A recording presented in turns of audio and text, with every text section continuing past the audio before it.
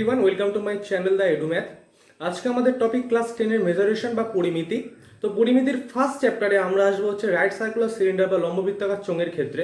তো এই লম্ববৃত্তাকার চোঙ বোঝাতে গিয়ে আমি 3D স্লাইডের ব্যবহার করেছি। তোমরা ভিডিওটি প্রথম থেকে শেষ অবধি দেখতে থাকো, একটু স্কিপ করবে না। আশা করছি আমার এই 3D স্লাইডের ব্যবহার তোমাদের অনেক ক্ষেত্রে অনেক কিছু বুঝতে সাহায্য করবে। তো অবশ্যই ভিডিওটি দেখতে থাকো, আর ভালো লাগলে অবশ্যই চ্যানেলটি সাবস্ক্রাইব করে দিও।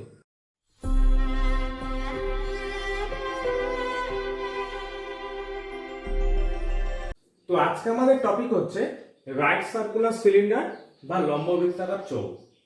এই রাইট সার্কুলার সিলিন্ডার বা লম্ববৃত্তাকার চোঙ পড়ানোর আগে আমরা একটা আয়তক্ষেত্র এঁকে নিই।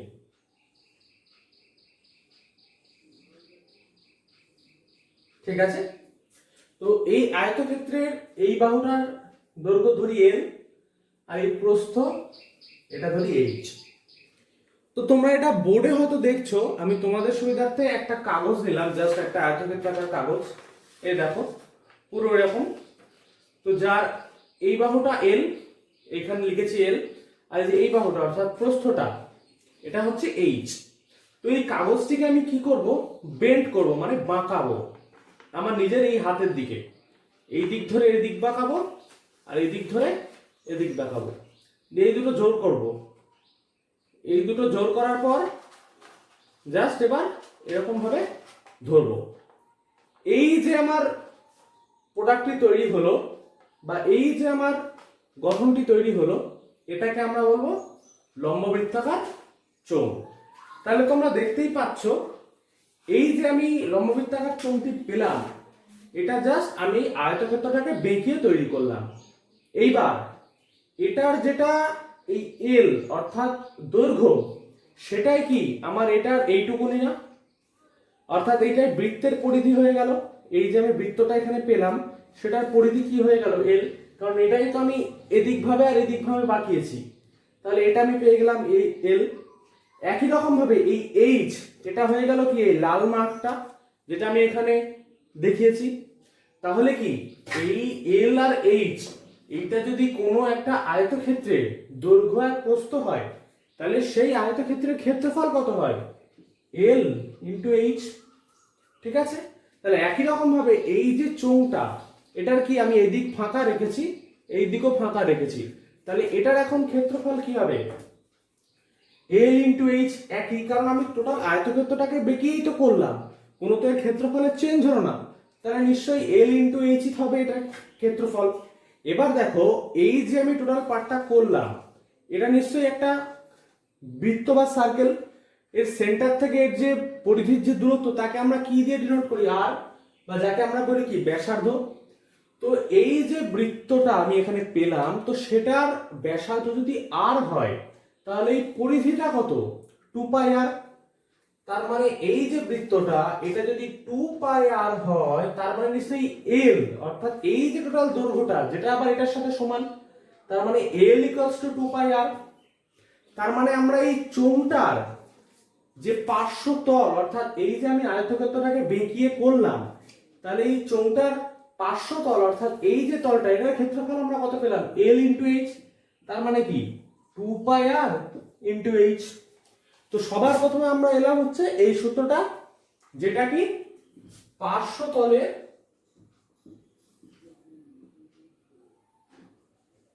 ক্ষেত্রফল 2 পাই আর এইচ।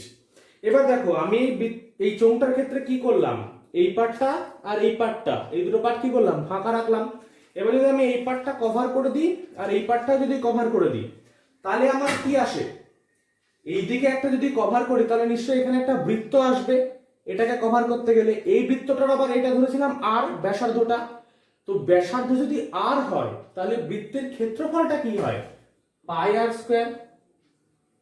ঠিক আছে, এই পাই আর স্কয়ার যদি এই দিকের বৃত্তটার ক্ষেত্রফল হয়, তাহলে নিশ্চয়ই এইদিকে আরেকটি বৃত্তাকার অংশ আছে, এটারও তো ক্ষেত্রফল পাই আর স্কয়ার। তার মানে দুটো মিলে আমরা কি পাবো, 2 পাই আর স্কয়ার, যেটা কিনা এইটার আর এইটার এই দুদিকের ক্ষেত্রফল। এবার যদি আমার বলে এই দুই তলে আমি ভরাট করে দেবো, তারপর এই চোঙাকার বা এই লম্ববৃত্তাকার চোঙের ক্ষেত্রফল কত, তাহলে আমার কি পেয়েছিলাম আগে পার্শ্বতলের ক্ষেত্রফল, মানে এই যে পাশটা এইটুকুনের ক্ষেত্রফল পেয়েছিলাম, এইটুকুনের ক্ষেত্রফল ছিল 2πr/h। তার সাথে আবার আমার যদি টোটালটা নিতে হয় তাহলে আর কি যুক্ত হবে, এই সাইডটা প্লাস এই সাইডটা। তো এই সাইডটা আর এই সাইডটা, এই দুটো সাইডের ক্ষেত্রফল আমরা কত পেয়েছিলাম 2πr²। তার মানে নিশ্চয়ই যদি সমগ্র তলের ক্ষেত্রফল বার করতে দেয় তাহলে নিশ্চয়ই কি হবে 2πr/h, এটার সাথে যা সেটা যোগ হয়ে যাবে 2πr²। তার মানে 2πr এখান থেকে যদি আমি কমন নিই তাহলে কি পড়ে থাকে, এখান থেকে একটা h থাকে আর এখান থেকে একটা r থাকে। তাহলে আমি পার্শ্বতলের ক্ষেত্রফল পেলাম হচ্ছে 2πr/h, আর সমগ্র তলের অর্থাৎ এই চোঙটির টোটালটা এদিক কভার করে এদিক কভার করে এটা আমরা পেলাম হচ্ছে 2πr × h + r। এই পার্শ্বতলের ক্ষেত্রফলকে বলা হয় ল্যাটারাল ক্ষেত্রফল, আর এই সমগ্র তলের ক্ষেত্রফলটাকে বলা হয় টোটাল, অর্থাৎ টোটাল এই চোঙটার যে ক্ষেত্রফল সেটাকে আমরা এই 2πr × h + r এই দিয়ে ডিনোট করব। আচ্ছা, এটা তো আমরা পেলাম এই পার্শ্বতলের ক্ষেত্রফল বা সমগ্র তলের ক্ষেত্রফল। এবার যদি আমাকে বলে যে এই যে আমি চোঙটা পেলাম এই চোঙটার আয়তন কত, তো সবার আগে আমি তোমাদের যে এক্সাম্পলটা দিয়েছিলাম এ দেখো, এই যে চোঙটা এটাকে আমি টোটাল এরকম ভাবে যে কটা টুকরো হয় মোটামুটি 5 থেকে 6টা টুকরে কাটবো। তো কাটতে থাকি 1 2 3 4 5, ঠিক আছে কাটলাম। তো এবার আমি এই প্রথম টুকরোটা অর্থাৎ এই টুকরোটাকে এখানে বসাচ্ছি। এটাকে যদি আমি সামনে থেকে দেখি জাস্ট এরকমই দেখবো, তাহলে আমি এটা এঁকে ফেলি। তো এটার ব্যাসার্ধ আমার কি থাকবে আর, কারণ এটারও তো ব্যাসার্ধ আর, তাহলে নিশ্চয়ই এই কাটার পরে যেটা আমি পাবো সেটারও ব্যাসার্ধ আর হবে। তো কোনো একটা বৃত্ত যদি এটাকে কল্পনা করি, এই বৃত্তের আর যদি ব্যাসার্ধ হয় তাহলে বৃত্তের ক্ষেত্রফল কি হয় πr²। এবার তোমরা দেখতে পাচ্ছ এই তো এইটুকুনি তো পেলাম হচ্ছে πr², কিন্তু এই প্রথম টুকরোটার এইটুকুনিও তো আছে। তো এইটুকুনির উচ্চতা যদি h/5 হয়, ঠিক আছে, এইটুকুনি যদি আমি টোটাল h ধরলাম তাহলে নিশ্চয়ই এইটুকুনি h/5। এবার এইটুকুনি যদি h/5 হয় তাহলে এই যে আমি প্রথম টুকরোটা কাটলাম এটা তাহলে কত হবে πr² × h/5, যেটা কিনা এর আয়তন। তো একই রকম ভাবে আমরা কটা টুকরো পেয়েছি 5টা, তাহলে 5 × πr² × h/5, 5 5 এলিমিনেট হয়ে গেল, রইল কি πr²h। তার মানে আমি যে এই চোঙটা কল্পনা করেছিলাম বা দেখেছিলাম এই চোঙটার আমার আয়তন বা ভলিউম কি দাঁড়ালো πr²h। তো আমাদের এই লম্ববৃত্তাকার চোঙ চ্যাপ্টারে জাস্ট এই তিনটে ফর্মুলাই কাজে লাগবে। তোমাদের এই তিনটে ফর্মুলা ঠিক কি কি ভাবে এলো সেটাও আমি দেখিয়ে দিলাম। তো এই আয়তন যখন বললাম তখন তোমাদের আরো একটা জিনিস বলে রাখি, কোনো ফাঁপা চোঙ, আমি যে চোঙটা নিয়েছি এটা কি সম্পূর্ণ ফাঁপা, কারণ এদিকে খোলা মাঝখানে কোনো মেটেরিয়াল নেই। কিন্তু এবার যদি এই চোঙটার ভেতরে আমি কোনো পদার্থ ধরো মাটি দিয়ে ভর্তি করলাম, এই দুই সাইড তাহলে কি পূর্ণ হয়ে গেল, তখন এই চোঙের কিন্তু আয়তনটা আমরা নির্ণয় করতে পারবো। তো তোমরা এই তিনটে ফর্মুলা স্ক্রিনশট করে রেখে দাও বা খাতায় লিখে নিতে পারো, কারণ আমার এই পরবর্তী যে কটা আমি এবার এক্সাম্পলে আসবো সবকটা ক্ষেত্রেই কিন্তু এই তিনটির কোনো না কোনো একটা কাজে লাগবে। তো অবশ্যই এবারে এক্সাম্পলগুলো দেখতে থাকো। আচ্ছা, এবারে আমরা আসি হচ্ছে প্রথম এক্সাম্পলে। ধরো এখানে বলা আছে কোনো লম্ববৃত্তাকার চোঙ যার পার্শ্বতলের ক্ষেত্রফল এটা হচ্ছে 264 মিটার স্কয়ার আর ভলিউম বা আয়তন হচ্ছে 924 মিটার কিউব। আমরা ভলিউম কি পেয়েছিলাম πr² × h, আর পার্শ্বতলের ক্ষেত্রফল কি পেয়েছিলাম 2πr × h।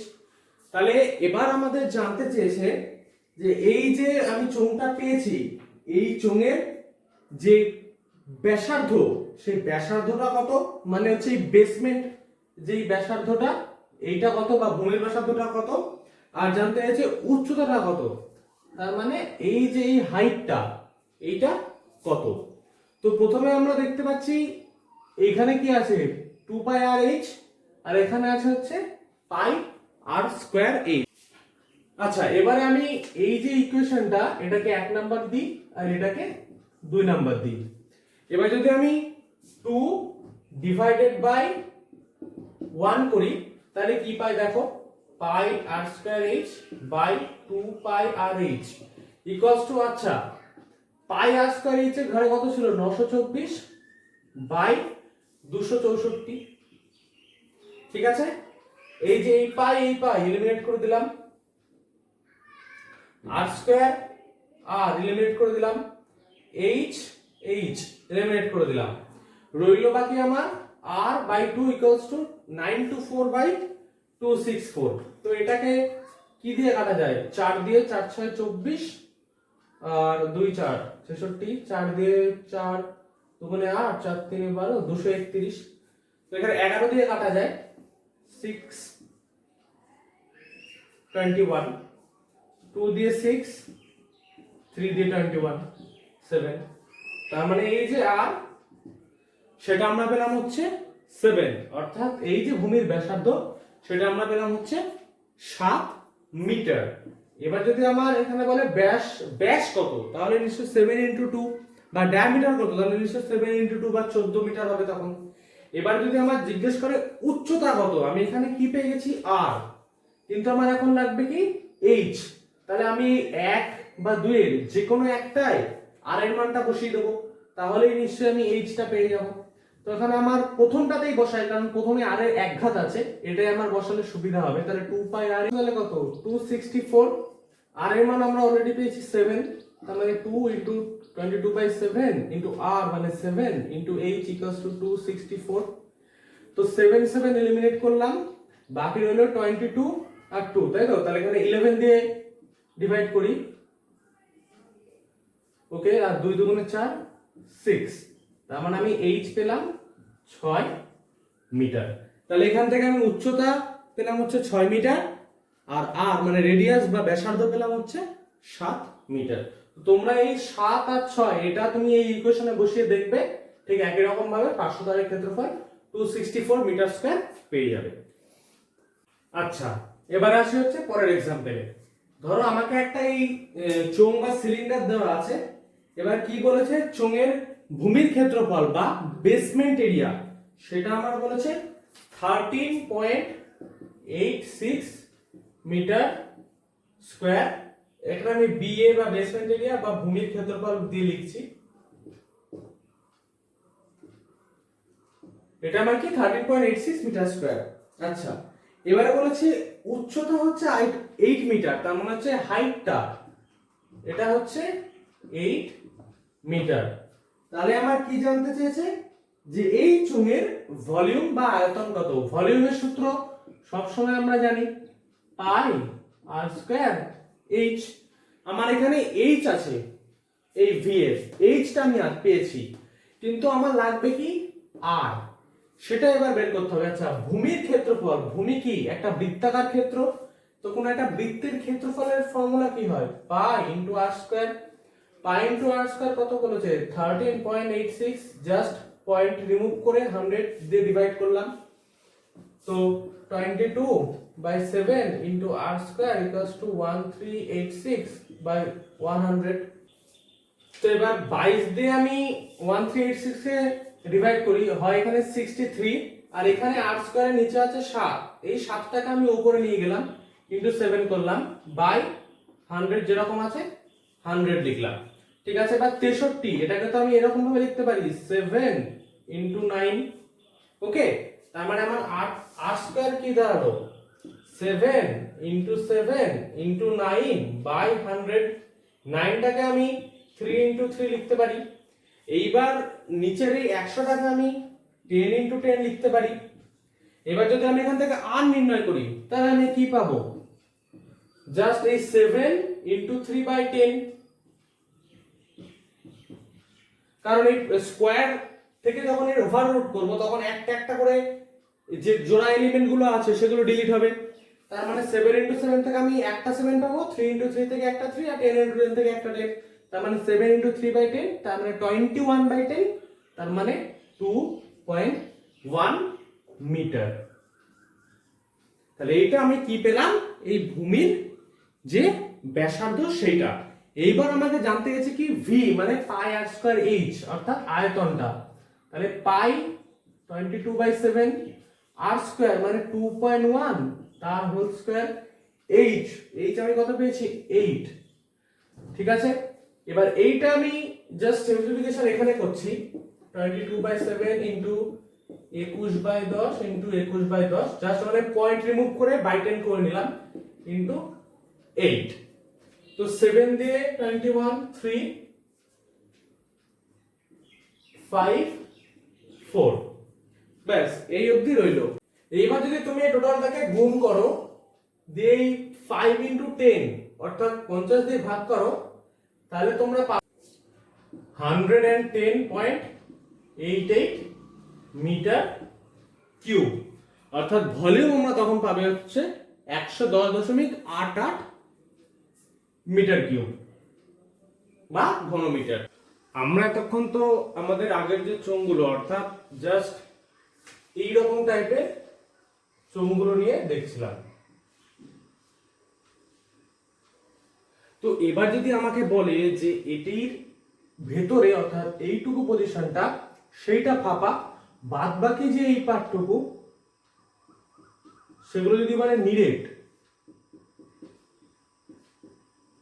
তাহলে আমার সেই ক্ষেত্রে এই চোঙের ক্ষেত্রফল বা পার্শ্বতলের ক্ষেত্রফল বা এই চোঙটির আয়তন কত হবে, এবার আমরা সেটাতে আসব। তো সবার আগে দেখো এখানে কিন্তু আমরা প্রকৃতপক্ষে দুটো চোঙ দেখতে পাচ্ছি, একটা কি বাইরে আর একটা কি ভেতরে। তো ভেতরে যে চোঙটি সেটার যে ব্যাসার্ধ সেটাকে আমরা ধরি হচ্ছে R2, আর বাইরেটার ক্ষেত্রে যেটা ব্যাসার্ধ সেটাকে আমরা ধরি হচ্ছে R1।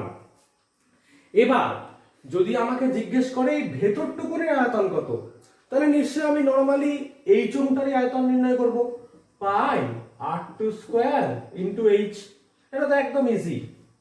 এবার যদি বলে এই যে ভেতরটুকুনি থেকে বাদ দিই, যদি মানে টোটাল যে চোঙটা এর থেকে যদি এইটুকুনি বাদ দিই, তার মানে কি এই চোঙের ভেতর নিরেট অংশ কতটা আছে বা নিরেট অংশের আয়তন কত, সেটা তাহলে কি করে বার করব। প্রথমে তাহলে কি করব, এই টোটাল যে R1 ব্যাসার্ধের যে চোঙটা সেটার আয়তন নির্ণয় করব। তো R1 ব্যাসার্ধের চোঙের আয়তন কত হয়, পাই R1 স্কয়ার এইচ। তো সেটার থেকে কি এই যে ফাঁপা অংশটা আছে এটা যদি আমি বাদ দিই, তাহলে তো এই নিরেটটা পেয়ে যাব। টোটালটা থেকে এইটুকুনি বাদ দিলে তো আমি নিরেটটা পাবো। তাহলে পাই R1 স্কয়ার এইচ মাইনাস, এবার এইটুকুনি আয়তন আমরা কত পেয়েছি, পাই R2 স্কয়ার এইচ, পাই R2 স্কয়ার এইচ, তার মানে পাই এইচ যদি কমন নিই R1 square minus R2 square. এটা আমার কি দাঁড়ালো, এই যে আমি ফাঁপা চোঙটা পেলাম তার নিরেট অংশের আয়তন। এবার যদি বলে এই চোঙটার ক্ষেত্রে পার্শ্বতলের ক্ষেত্রফল কত, আচ্ছা পার্শ্বতল বলতে কি আসে, এই বাইরের যে তলটা আছে সেটা, কিন্তু ভেতরেও তো একটা ফাঁপা অংশ আছে। এবার ওই ফাঁপা অংশটাকে আমি জাস্ট তোমাদের সুবিধার্থে এইরকম একটা স্লাইড দিয়ে বোঝানোর চেষ্টা করছি। তো দেখো এইটা হচ্ছে এই ভেতরের টুকুনি, ঠিক আছে। তো এই ভেতরের টুকুনি এই যে এই মাঝখানটায় এখানেও তো কিছু এরিয়া আছে, তো সেই এরিয়াটা আমরা কি করে নির্ণয় করব, এইটাকে তাহলে একটা টোটাল চোঙ ধরবো। তা এই টোটাল এইটাকে যদি একটা চোঙ ধরি, তাহলে এর পার্শ্বতল অর্থাৎ এর যে এই ভেতরে যে ফাঁপা অংশের এরিয়াটা সেটাকে আমরা তাহলে কি দিয়ে নোট করব, 2 পাই R2 ইনটু এইচ। ঠিক আছে, এটা ভেতরটার ক্ষেত্রে। আর বাইরেটার ক্ষেত্রে আমি তাহলে কি করব, 2 পাই R1 ইনটু এইচ, অর্থাৎ এই বাইরেটার ক্ষেত্রফল পেয়ে গেলাম আর এই ভেতরটার ক্ষেত্রফল পেয়ে গেলাম। এবার যদি আমি বাইরের ক্ষেত্রফল থেকে ভেতরটার ক্ষেত্রফল যুক্ত করি বা যোগ করি, তাহলে নিশ্চয়ই আমি এই চোঙটার ক্ষেত্রে পার্শ্বতলের ক্ষেত্রফলগুলো পাবো। তাহলে এখান থেকে যদি আমি 2 পাই এইচ কমন নিই R1 প্লাস R2, এটা আমার কি দাঁড়ালো, যে এই চোঙটার ক্ষেত্রে পার্শ্বতলের ক্ষেত্রফল।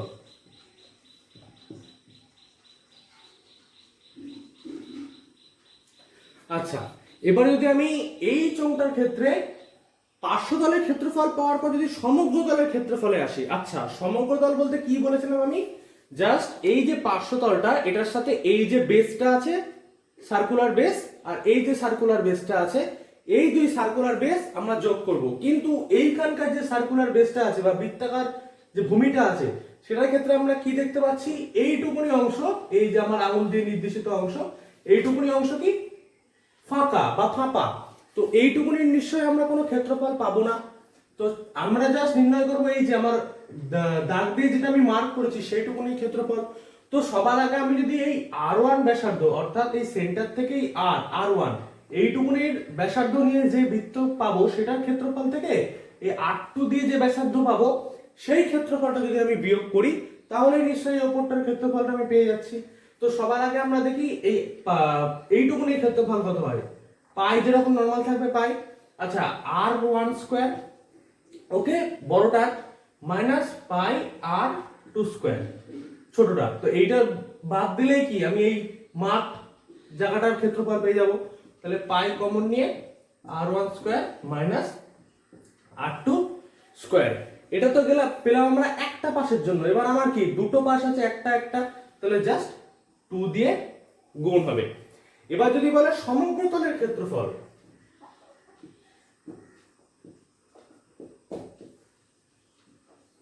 তাহলে সমগ্র তলের ক্ষেত্রফলের ক্ষেত্রে আমরা কি জানতাম, পার্শ্বতলের ক্ষেত্রফল প্লাস এই দুই পাশের ভূমির ক্ষেত্রফল। তা পার্শ্বতলের ক্ষেত্রফলটা আমি আগেই পেয়ে গেছি 2 পাই h into R1 plus R2। তো ওটা লিখে দিই আমি এখানে 2 পাই h into R1 plus R2। সাথে আমরা আরো এক্সট্রা কি পেলাম, 2 পাই into R1 square minus R2 square plus 2 পাই into R1 square minus R2 square. তো আমার এই ফর্মুলাটা গিয়ে দাঁড়ালো এই ধরনের চোঙের ক্ষেত্রে সমগ্র তলের ক্ষেত্রফল। তো এই ছিল আজকে আমাদের মেজারেশন বা পরিমিতির ফার্স্ট চ্যাপ্টার অর্থাৎ রাইট সার্কুলার সিলিন্ডার। তো তোমরা যারা এর আগের ক্লাসগুলি অর্থাৎ স্ট্যাটিস্টিক্স ক্লাস বা interest, simple interest, compound interest এই ক্লাসগুলো দেখোনি, তারা অবশ্যই এখান থেকে ক্লাসগুলো দেখে নিতে পারো। আর ভালো লাগলে চ্যানেলটি অবশ্যই সাবস্ক্রাইব করে দিও।